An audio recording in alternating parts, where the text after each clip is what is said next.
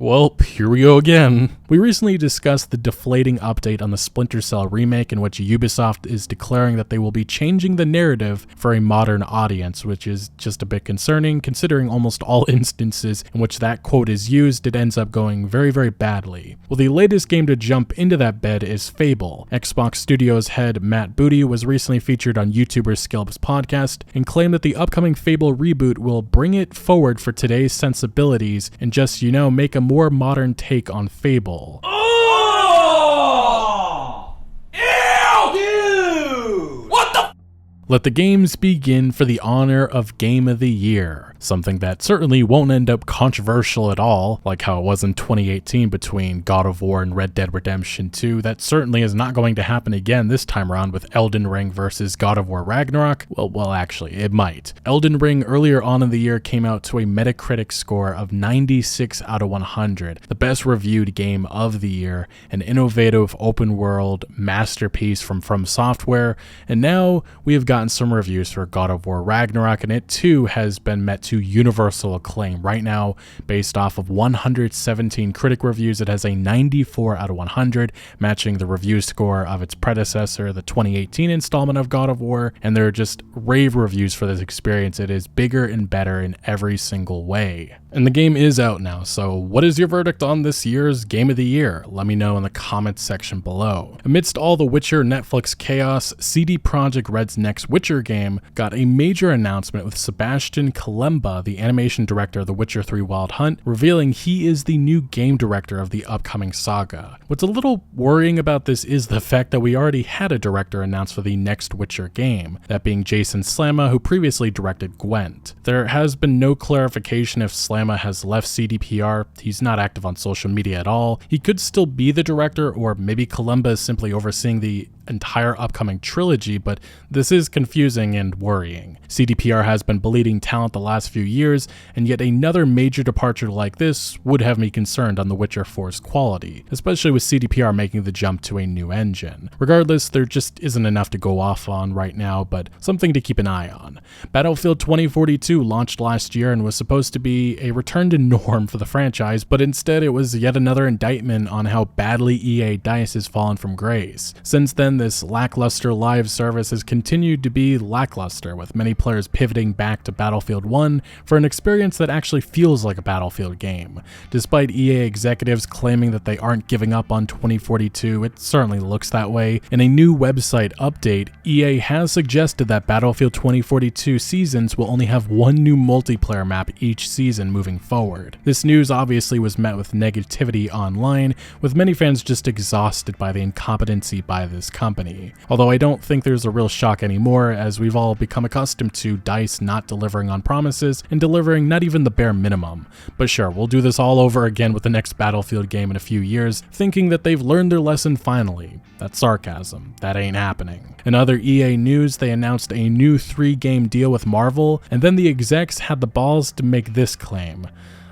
Success is not what any of us felt from the EA Star Wars era. It was genuine chaos, promising games being cancelled, wasted potential, monetization, controversy, and Jedi Fallen Order, which was the only really good game made during that 7 or 8 years they had exclusivity rights. So if these Marvel games are anything like the Star Wars ones, Jesus Christ, get ready for chaos. New BioWare, yes, the old beloved studio is long gone, has shared a number of updates on the future of Dragon Age and Mass Effect. General Manager Gary McKay has revealed that the entire Dragon Age 4 is now playable from the opening scenes of the first mission to the very end, on track likely for a release in 2023. Following the disasters of Anthem and Mass Effect Andromeda, BioWare really needs a home run and to show that they are still able to make good games. So I'm hopeful that Dragon Age 4 shows that they are taking steps in the right direction, but only time will tell. Now, celebrating N7 Day, we also got a new tease for Mass Effect 4, in which an image of what appears to be a mass relay is shown in mysterious audio plays, which was later deciphered down, revealing a recording of Liara talking to the Geth with surprise about something and how the Council will be furious about it, but they should be used to human defiance by now. It's interesting stuff, and after the phenomenal Legendary Edition, it renewed my love for the franchise. I just hope BioWare can deliver, and I also still really believe that there's a strong chance that Shepard is coming back. Twitter's implementation of verification for everyone has been just wild. $8 was not and is not stopping people from going insane, and I don't really know why Elon thought it would, but not much more to say, as every few hours a new major policy change is being made. But in the last day or so, we have gotten these hilarious verified tweets impersonating major brands, including Rockstar Games, Valve, and Nintendo. Like, I'm sure they all are pissed about this, but as an outsider, let this place burn to the ground as I get the popcorn out and a few good laughs. Sony's mission under Jim Ryan of more live services is kicking off with some of their biggest single-player franchises making the jump. Naughty Dog's upcoming The Last of Us multiplayer game appears to be poised to be free-to-play based on a new job listing, which indicated that the company is in need of someone with proven experience in a production role supporting a AAA free-to-play live title. Furthermore, this belief was enhanced with the discovery that a senior Fortnite developer, Anders Howard, has been hired as Naughty Dog's principal monetization designer. Howard's LinkedIn boasts that with Fortnite he was responsible to help form the core of Battle Pass progression strategy, delivering overwhelming value for the product to as many players as possible. But that is not all, folks, because reportedly Horizon is getting an MMORPG from NCSoft, a South Korean developer known for being behind Guild Wars and Lineage. This is a new era of Sony with a prioritization on further monetizing their biggest franchises beyond just new single-player entries. This is not limited to just live services, as Sony is also making a big push into mobile games, TV, and movies. When looking up to the nighttime sky, most of us enjoy looking to the stars, but the latest form of human evolution has entered the equation, and that is nighttime sky ads. This isn't necessarily a thing outside of big cities, at least for now, but Candy Crush recently lit up New York City with a 500 drone fleet, marketing the mobile game for millions to see. An Activision Blizzard executive celebrated this on Twitter, and much of the internet were, for good reason, a bit horrified. Seeing something like this in Cyberpunk 2077 is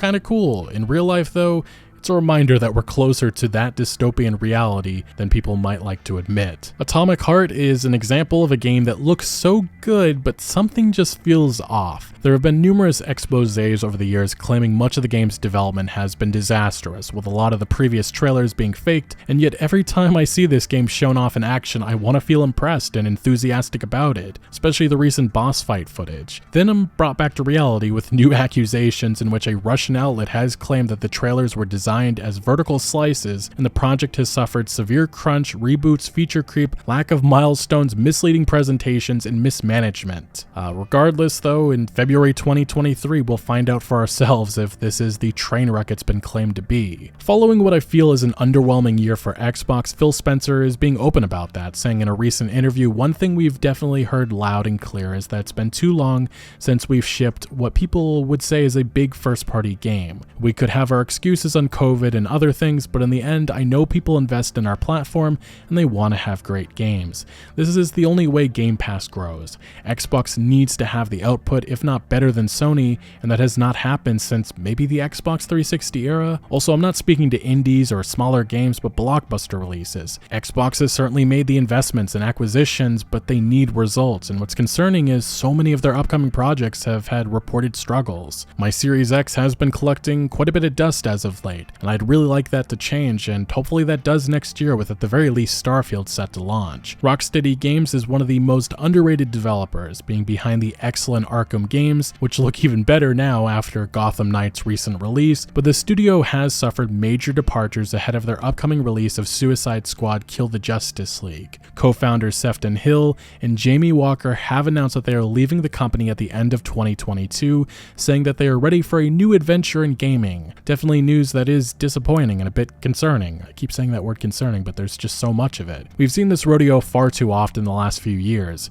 and in almost every instance, these once beloved studios have not been able to capture their former glory without the talent and leadership that made them who they were. Newly acquired Eidos Montreal is gearing up to jump back into one of their most iconic franchises, that being Deus Ex. Bloomberg's Jason Schreier reports that the studio is in very early development of a new game, and that brings me great joy, as Human Revolution and Mankind Divided were fantastic, underrated gems that never got the love that they deserved.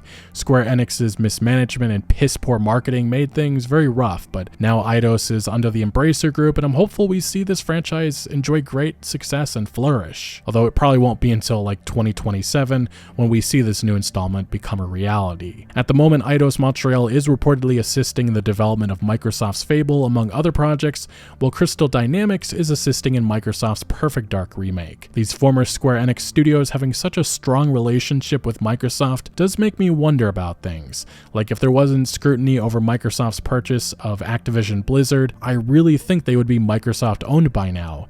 And even now, I actually almost feel like some sort of secret deal between the Embracer Group and Microsoft was worked out, but that's just complete speculation. Last year, Blue Box Game Studios, a mysterious indie studio, teased a PlayStation 5 horror game which many believe to be connected to Hideo Kojima and/or Silent Hill. Blue Box basically gave everyone blue balls by creating fake hype, purposefully trying to use these big names to bring attention to their game Abandoned, which had nothing to do with these two at all.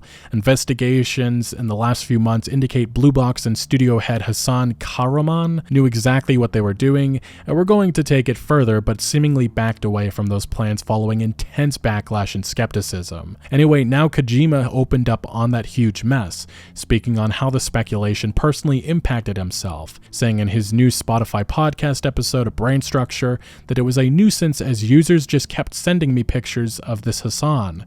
They still send me collages and deepfake images, like 20 a day. It's really quite a nuisance. Ultimately, because the two share the same initials, that was another reason why some believe this to be some super elaborate marketing stunt by Kojima, when in reality it was a moronic indie developer way over their head using a beloved franchise and developer to try and hype their completely unrelated game, which still has not made an appearance or anything since it was teased in 2021. Still though, Blue Box had the audacity, yes, the audacity, to respond to Kojima's remarks on Twitter with saying they were thankful for Kojima addressing the conspiracies openly. You know, the ones they created and pushed. It has been a burden and not cool for both fans and developers. You know what's not cool? Creating fake fucking conspiracies and not taking any ownership of it. Screw Blue Box, and I hope their business fails miserably. Final Fantasy XVI is one of the most highly anticipated games of 2023, and in a recent interview, Square Enix was hit with a loaded question that the journalist just knew would stir up controversy, and it did. Producer Naoki Yoshida was asked by IGN about the lack of diversity and whether or not there would be more non-white characters in the game. His response was, "This is a difficult question, but not one that was unexpected, seeing as diversity in entertainment media has become a much discussed topic as of late. The answer I have, however, may end up being disappointing to some depending on individual expectations. Our design concept from the earliest stages of development has always heavily featured medieval Europe, incorporating historical, cultural, political, and anthropological standards that were prevalent at the time. Ultimately, we felt that while incorporating ethnic diversity into Valisthea was important, an over-incorporation into this single corner of a much larger world would end up causing a violation of those narrative boundaries we originally set for ourselves. The story we are telling is fantasy, yes, but it is also rooted in reality. In the end, we simply want the focus to be less on the outward appearance of our characters and more on what they are as people who are complex and diverse in their natures, backgrounds, beliefs, personalities, and motivations." As you might expect, the Twitter mob really hated that response. It was one very similar to Kingdom Come Deliverance, and you remember all of that uproar. And I'm going to be honest, I really don't think this is a terrible response. People have to understand non-Western companies do not hold the same values or thinking of the West. Also, in terms of fantasy, it is a bit exhausting how so much IP these days doesn't even care to establish how the diverse world makes any sense. Don't get me wrong, I'm all for diversity, but Jesus Christ, make it make sense at least. But yeah, one Kotaku writer was especially angry about this, arguing that medieval Europe wasn't heavily white and Square Enix's creative leadership should have done more research or checked their biases. The same writer, who is often known for defending Chinese restrictions and standards, has since wrote another piece attacking Japanese culture, saying we need to start holding Japanese RPGs to higher standards. The Kotaku piece again attacks Final Fantasy XVI and makes a point that those defending Square Enix are often white conservatives that are terrified that they're losing hold on popular media. They're looking for their own utopia, a place that excludes women and minorities. For some white people, Japan is seen as an eternally unchanging being conformist in traditional society where marginalized people know their place. Obviously, countries don't work like that, but gamer chuds want Japan to be a safe space from all that SJW nonsense, regardless of what's good for JRPGs as a genre or what actually makes good business sense. This article, as you might expect, was met to a lot of outrage, and as was the case with Kingdom Come Deliverance, I highly doubt it will have any impact on sales at all, but an example of legacy media trying to stir up controversy, something that just happens far too often in my opinion. For the first time in 9 years, Grand Theft Auto 5 is beginning to slow down. In a recent investor call, parent company Take-Two Interactive announced that the game had sold only around 1 million copies in the last quarter. For comparison, in February of this year, the publisher shared that it had sold around 5 million copies between then and the previous November. Furthermore, the company lowered and revised its financial forecast, with the company's stock almost immediately tanking by about 20% in after-hours trading. CEO Strauss Zelnick additionally commented on the recent Grand Theft Auto 6 hack, calling it terribly unfortunate, but reiterating that it would have no impact on the game's ongoing development and release. The CEO affirmed that there is no evidence that any major assets for the game were stolen during the leak. Zelnick also tried calming concerns about their lack of releases as of late by saying that they're pushing for quality. We haven't had a disappointing release and I can't even remember, which is just a really funny thing to say considering the GTA Trilogy Definitive Edition was a major blunder and it launched exactly 1 year ago. Specifically with Rockstar Games, they remain focused on GTA Online, with the premium subscription service GTA Plus recently getting just a little bit more pay to win and pissing off the GTA community. In this month of benefits, subscribers gained a first-time guarantee and a 10% chance on replay of acquiring the Panther statue, the primary target for the Cayo Perico heist, which gives players a huge amount of in-game currency if they get that specific item. Regular players still do earn currency as there are other valuable items to take from the heist, but paid players are almost guaranteed much higher payments. GTA Plus subs also won't be given the 3-day cooldown for the heist that regular players have to deal with, and on classic GTA Online heists, GTA Plus subs are getting a 50% increase in payments and prep fees being halved. Putting all of this behind a subscription service is exactly what we've become accustomed to with Rockstar's monetization, and it definitely has me concerned with the eventual Grand Theft Auto 6 multiplayer component. Modern Warfare 2, not that one, was a massive success for Infinity Ward and Activision, becoming the fastest selling Call of Duty game ever, yet comes with a number of issues, which is happening far too often these days with these major AAA releases. The sweaty skill-based matchmaking debate once again emerged, and my perspective on this has remained the same over the years, and other developers have reinforced it when speaking to how skill-based matchmaking was integrated into older Call of Duty games. It is a problem. Technology advancements has made it that you are playing in matches that push you to not have too much success. The key is to keep as many players engaged. I firmly believe having a social playlist full of random players and one that's not could be possible, but it'll never happen as it's not profitable. Now, what I would consider a much bigger issue is this. Basic features are not here day one. Taking a note from the Battlefield playbook, and it just shows how these developers do not care to prioritize things that matter. I also find it suspect when things like in-game stats, server browsers, and map voting get deleted or treated as an afterthought, as I feel those features are important with keeping me engaged. But what's even worse is the game's atrocious Disney Plus-like UI, which is not a mistake, but a choice, as the literal person in charge of that previously was the UI director at Hulu. Call of Duty 10 years ago had a good look, and I really don't get why it was abandoned for this rubbish. Of course, a revamp is coming, but it's laughable how this game launched. Obviously, there is much more I could bring up, such as the issues with launching a game in one platform, having exclusive XP boosts, but yet the other platform doesn't have the ability to turn off crossplay, so they're stuck engaging with those who are earning things faster. Not a long-term issue, but still. Then on Steam, there are the bugs and crashes that have plagued many players' experience. This has led to the game being review bombed.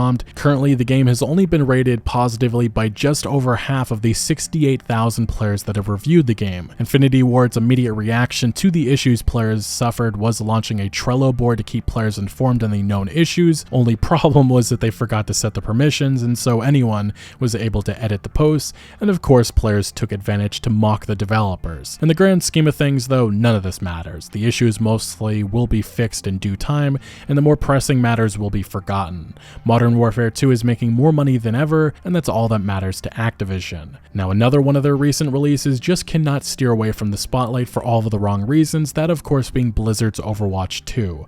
Monetization has been a big criticism coming from the game's community. The jump to free-to-play and leaving loot boxes behind was supposed to be a good thing, but it has not. Around Halloween, many were pissed to see a seasonal event skin locked in a $26 bundle, which was discounted down from $37. Imaginary fake discounts giving players the illusion of getting a deal. This was not exclusive to just this new Kiriko Witch skin, but old event skins from Overwatch 1. As noted by PC Gamer, a bundle that is according to Blizzard worth $76 at full price but is being sold for $44 contained 4 previous Halloween event skins that could be previously earned for free through natural progression in Overwatch 1. Some of these skins have been in the game for 5 years, which makes their supposed $20 value a bit of a stinger. Predatory monetization is what that is. Players even discovered that buying all of Overwatch's legacy items could cost over $10,000, which is just insane. Blizzard rightfully felt the wrath from the internet for this greed, some even wondering how this was legal. This has led to some changes, but even this comes with a catch, as noted by Windows Central. Developer Blizzard has reduced the price of cosmetics from the original game down to what they originally were before Overwatch 2 launched, which sounds good. This means that legendary skins now cost 1,000 currency instead of 1,900, while epic skins are just 250 instead of 1,000. Notably, this change only affects standard items, and as such, prices for event-related cosmetics have remained the same, which is not good. And this is where the catch is, though, that these new prices only apply whenever you're buying something with legacy credits, a currency that you'll only have if you had Overwatch credits, Overwatch 1's original currency, attached to your account when Overwatch transitioned to Overwatch 2. There's currently no way to get more legacy credits on your account if you've already merged your Overwatch accounts together, so this adjustment only benefits veteran players. New Overwatch 2 players are unfortunately stuck with the same expensive Overwatch coin-based prices, which is truly just BS, which has been the MO of Blizzard in 2022, not just with Overwatch 2, but also Diablo Immortal. Seems like the same monetization people that were in charge of that mobile experience have been in charge of this as well. And as we learned with Diablo Immortal, Blizzard will defend this nonsense and not budge. Mike Ybarra, the Blizzard head, even responded to uproar with players needing to play around with numerous RNG mechanics, maybe spending hundreds of thousands of dollars to max out a character, by saying it was perfectly fine because free-to-play players can literally do 99.5% of everything in the game. A defense that shows the values of Blizzard in 2022, or the lack of values, I should say. Unlocking the first Overwatch 2 hero Kiriko required a grind to level 55 on the Battle Pass, something that takes a considerable amount of time, but that could be skipped with a $10 purchase of the Premium Pass, a monetization scheme that continues with the latest hero, and will likely become the status quo. Blizzard has fallen as a developer. They're at one point innovated and amazed, and most importantly led by example. Those days are long over, especially with corporate suits now in charge. They don't have the passion of those that built these franchises years ago. One of the best games of 2020 was id Software's Doom Eternal. High-paced, intense, and addicting action with a musical score that complements and enhances the experience is exactly what players got. But the official standalone soundtrack release garnered a ton of controversy. See, all of this began about a week and a half before Doom Eternal's official launch, in which Bethesda, the publisher behind Doom Eternal and the owner of id Software, announced on their social media pages that the official game soundtrack for the game was not yet complete. They confirmed the in-game music was all set and everything, but an actual standalone release was not. And they clarified, saying the game wasn't delayed, and they said that they were still planning for this to be available soon. It would just be coming separately. And that did happen about a month or so after the official launch of Doom Eternal. But the issue was that a lot of people noticed that this didn't seem to be the work of composer Mick Gordon. There's tons of evidence of it. Mick Gordon himself eventually confirmed it, and there was just a lot of uproar over the state of the soundtrack because it was horrid. There's just tons of issues with it, and I think the overall consensus within the community was that it sucked compared to Doom 2016's. But around this time, in an Instagram message with a fan which was later posted to Reddit, Mick Gordon fueled flames further by saying he would never work together with id Software. Fans obviously were very unhappy about all of this, especially those who purchased collector's editions of the game and were promised by Bethesda and id Software an official soundtrack that would have lossless and uncompressed audio files featuring composer Mick Gordon's music. In reality, only 11 out of the 59 tracks were mixed by Gordon, and looking to the credits of the standalone soundtrack, some began taking aim at the credited id Software audio designer.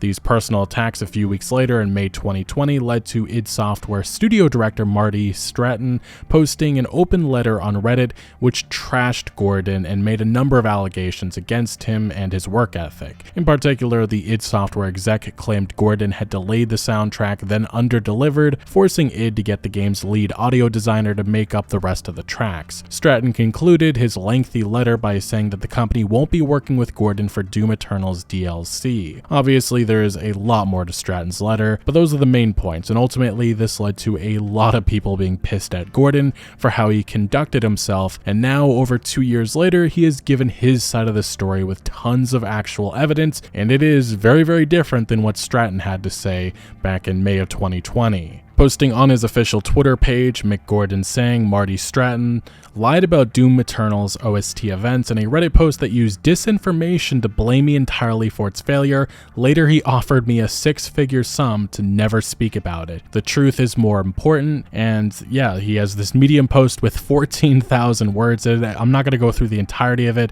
but again, I do want to hit on the main points and the main allegations that he has made. Coming via Kotaku, they say, according to Gordon, working on the soundtrack to Doom Eternal was a nightmare from start to finish, both when working on the game itself, including for an 11-month stretch without pay, and later when he claims id Software surprise announced that an OST album would be included with the game's collector's edition without previously informing Gordon of any plans for such a project. He was not contracted at all for this, and when he was watching that E3 presentation, that was when he found out about it. In his new post, Gordon said that he had to crunch for 18 to 20-hour days to meet id's deadline for the OST. And it goes on further. Gordon claims that he did not get to hear the final soundtrack until its release, and said the results of the OST's careless editing and obvious technical faults, mistakes, and errors left him stunned. Alongside my direct contributions were an additional 47 tracks made by poorly editing together bits and pieces taken from my in-game score. They exhibited the same thoughtless disregard for basic music fundamentals that plagued the preliminary edits id Software showed me a week earlier. And then some of the additional claims were that he never approved of the soundtrack's release, was not paid until he was 8 months through its productions, was not informed that he'd be working on the soundtrack until Doom Eternal's collector's edition was advertised to the public, again at E3. Stratton offered him a 6-figure sum to stay quiet about the matter. After the game was released, Gordon says that he discovered that rejected tracks, mock-ups, demos, ideas, and sketches he had supplied to id and was under the impression that they were not going to be used ended up all being added to the game. This meant that they used 4 hours and 46 minutes of his music but only paid him for 2 hours 22 minutes, leaving over 2 hours unpaid. Furthermore, Gordon outlines his horrendous relationship with Stratton through the game's development, with a claim that Stratton ignored Gordon's request for a contract with the standalone soundtrack, calling it a distraction at the time. Eventually, in January 2020, Gordon went around id Software and went directly to Bethesda, and they negotiated a deal. He agreed to a soft deadline in April 2020 of 12 tracks, and if he had hit that deadline, he would get a bonus. But this soon after was changed to being mandatory by Stratton due to consumer protection laws in some countries. It certainly sounds like incompetency. A last minute this has to be done because we don't want another Fallout 76 nylon bag controversy on our hands. And I definitely don't think this was just Stratton. I'm pretty sure Bethesda probably threw down the gauntlet at Stratton, and then Stratton went to Gordon. At this point though, Gordon was informed by Stratton that an alternate soundtrack was being worked on. In his open letter, Stratton claimed that it was last minute. Gordon says the metadata in the audio source files indicates it was being worked on since August of 2019, so months before. What followed next was just a bunch of disagreements and Gordon rushing to a deadline that was originally intended to not be mandatory, but the soundtrack did release to a lot of dismay. Fans were unhappy. Gordon stated that he wasn't involved with much of it, that Twitter post that I brought up before, and behind the scenes Stratton had agreed with Gordon to not say anything publicly and they would soon make a statement together. That never happened. Stratton made the open letter and then legal action played out. As noted by Windows Central, at this point Gordon invoked legal counsel stating that Stratton's actions had damaged Gordon's reputation and that he was owed compensation for the extra music that id Software had used for the in-game music of Doom Eternal. Gordon states that id Software and ZeniMax were originally interested in an amicable settlement, but when Gordon asked for Stratton's Gordon's Reddit post to be removed, the tone changed. Gordon goes on to say that he was asked to accept a six-figure sum in exchange for never criticizing ZeniMax, allowing the Reddit post to stay up unchallenged, and never discussing anything around Doom Eternal. Months of legal back and forth ensued, and I'm guessing that here we are with the conclusion, which is this post and maybe further legal action down the road. This is not just an indictment on id Software. I do think it is on Bethesda, because I definitely think that they played a role with this behind the scenes. And of course, I'm not talking Bethesda Game Studios, I'm talking Bethesda Softworks, but the way that they work, they're all in the same place, in the same location, so technically they are kind of the same thing. But regardless, this is a mess, and I'm sure that there are technically three different sides to this story. There's Stratton's, there's Gordon's, and there's probably what actually happened. But I do have to say that, at least with Gordon, he has a ton of evidence to back all of this up, emails and everything. And so far, we have not seen a response from Stratton or id Software or Bethesda. Eventually, I imagine that will happen, but right now, this is blowing up on social media, and this is another bad look for this company. And it will be interesting to see how they respond to this controversy. It is worth highlighting once more that I did not go through all of his allegations, as there's just so much. It's extremely detailed, but I hit on the main points. And currently on Steam, actually, Doom Eternal has been hit with a review bombing, so there's a lot of people pissed. Mick Gordon is trying to calm things down on his Twitter, but yeah, this is where things stand. Anyway, as usual, a lot is happening in this gaming industry. We're about to jump into the holiday season, and things are going to wrap up for the year. I am curious to see what everybody thinks about Game of the Year for 2022. Obviously, the Game Awards coming next month, and I'm still leaning probably Elden Ring, but that's just my personal opinion, and I'd love to know yours down in the comment section below. But thank you for watching. Make sure to leave a like if you did enjoy this video, or if you found any informative value, and make sure to follow my other social media accounts for updates on new videos. Links are always down the description below. I'm most active on Twitter, giving opinions on news that I do not always get into video form, so do make sure to follow me over there. Also, check out my Discord for all sorts of discussion on games. And again, thank you for joining. Consider subscribing for more videos like this, and I'll see you later.